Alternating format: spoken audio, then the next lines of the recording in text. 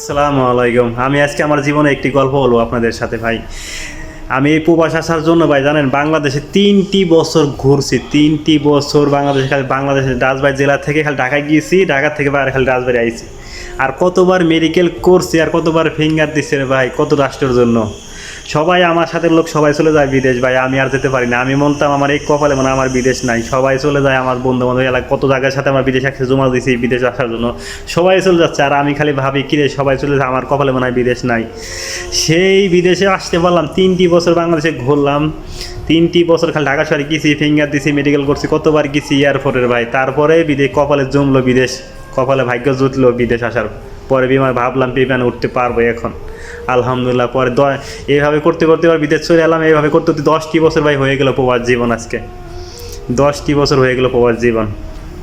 ভালো থাকবেন। ভিডিওটা ভালো লাগলে অবশ্যই লাইক শেয়ার করবেন। এটা আমার জীবনের বাস্তবতা কথা ভাই, এটা কোনো ভিডিও না, এটা আমার জীবনের বাস্তবতা কথা এটা।